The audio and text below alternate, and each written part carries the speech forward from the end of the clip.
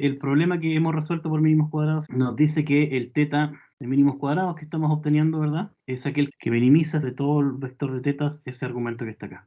Ahí sí. Entonces la definición que hemos ocupado acá es esa, y sabemos que la solución de este problema es lo que habíamos dicho antes, que es la matriz phi traspuesta, phi inversa, phi traspuestas por i. Y lo otro que habíamos discutido, si podemos estar agregando demasiados parámetros y podemos estar teniendo overfitting de los datos, se puede agregar un término de regularización. Con regularización, el problema se traduce en encontrar el teta ls, que es aquel teta, ¿cierto?, que minimiza. En realidad aquí sería el argmin, el argumento que minimiza. Dentro de todos los tetas se hacía la norma, ¿verdad?, de la matriz teta, también al cuadrado, pero se le agrega el factor de regularización que ustedes leyeron, ¿cierto?, en el capítulo 3. Entonces, cualquiera de las dos formas, esto tiene exactamente lo mismo. Fíjense que también se organiza, se trabaja con las normas, y en este caso la solución sería exactamente la misma estructura. Tendríamos, ¿verdad?, esto más lambda para la matriz de identidad, todo eso inverso, phi traspuesto.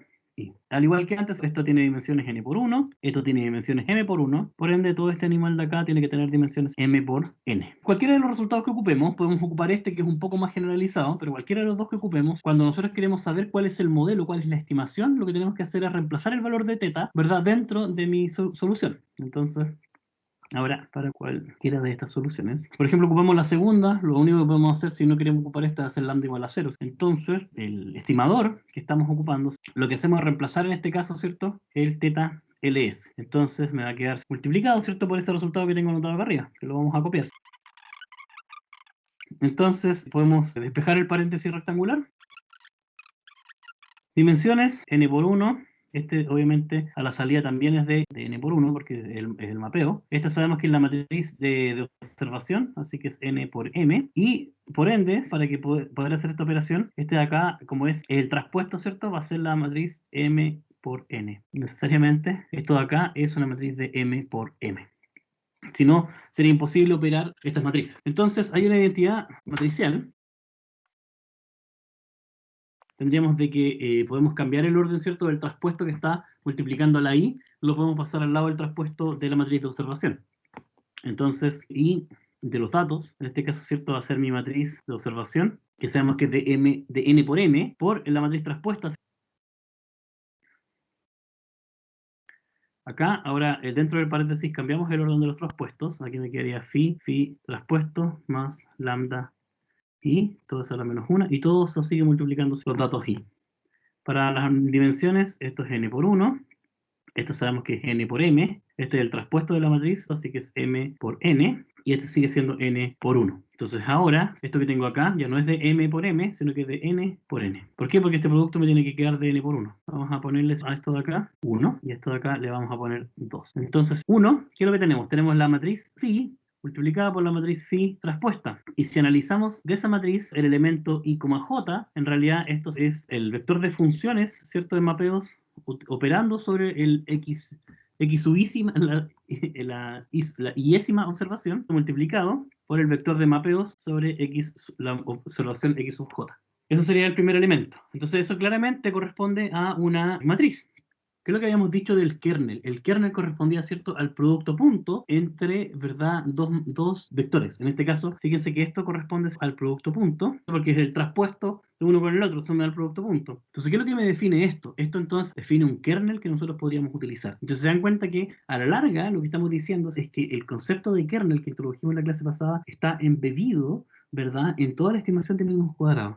Más aún, ahora miremos el caso de la segunda. La segunda, lo que tenemos acá, ¿verdad?, es el producto de t del vector de datos multiplicado en la matriz traspuesta. Observamos el elemento acá y eso lo multiplicamos por el j-ésimo elemento sobre el x sub j, ¿vale? Entonces también tiene la misma estructura. La única diferencia es que aquí estamos ocupando la observación j-ésima y acá tenemos x como el vector generalizado de las mediciones. Ambos son producto interno de los mapeos phi. Entonces podríamos definir un kernel que toma el vector u y el vector v, y lo que haces es mapearlos, ¿verdad? Y calcula el producto punto entre estos dos vectores. El vector de phi puede tomar cualquier forma, ¿ok? Y este sería el kernel que, digamos, define estos mapeos de forma implícita, pero que a su vez viene de forma tácita dentro del approach de mínimos cuadrados. Podríamos incluir todo esto simplemente como operaciones de kernel, y eso es lo que quiero hacer ahora. Entonces me queda que I de los datos, fíjese que este producto de la matriz de n por n, por el vector de n por 1, me da un vector de n por 1 que puse acá, y obviamente esto de acá me va a quedar una matriz también de n por n. El producto de todo este animal de acá me va a dar, ¿verdad?, un elemento n por 1. Entonces todo esto es de dimensiones n por 1. Entonces este sería el kernel, y pongámoslo acá entonces como phi por phi traspuesto más lambda identidad a la menos 1 por i es n por 1. Puedo definir un vector alfa, que es alfa 1, alfa 2, hasta alfa n, que es un vector de n por 1, y voy a decir que esto, cada alfa corresponde al resultado de la primera fila de toda esta operación, ¿vale? Es decir, esto es una forma de representar, porque sabemos de que es n por 1. Entonces, como es de n por 1, en realidad es un vector columna que yo le estoy llamando alfa. Entonces, con este alfa, ¿qué es lo que estoy diciendo? Estoy diciendo que toda esta parte son alfa. ¿Y qué me queda al lado acá? Me queda efectivamente el producto del kernel. Entonces, con esto, queda que el i de los datos es igual a la sumatoria, desde i igual 1 hasta n, del alfa sub i, que sería la iésima fila del producto que tengo arriba, multiplicado, ¿cierto?, por lo que me falta, que es lo que no tengo destacado, que sería el elemento 2, que habíamos dicho que era phi traspuesto vector sobre los datos, multiplicando al phi sobre el iésimo elemento. Y esto no es nada más que el kernel. Del kernel de x, x sub i. Entonces, ¿qué estamos diciendo esto? De que la solución de mi estimador es una combinación lineal del kernel K.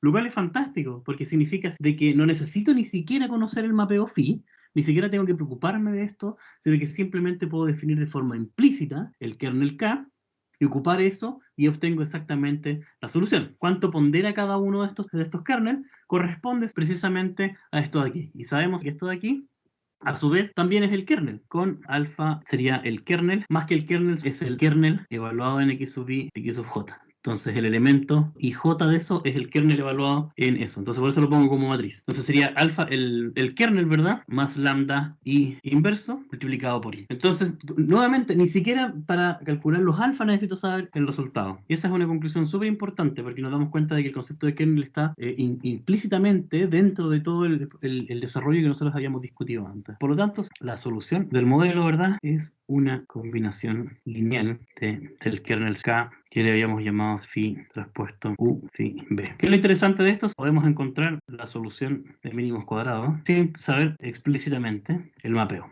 Solamente necesitamos saber el kernel. Ya sabemos de que nuestro kernel puede ser cualquier función que satisfaga el teorema del Mercer. Esto es fantástico porque obviamente nos permite amplificar nuestro alcance, en el sentido de que podemos simplificar mucho los cálculos.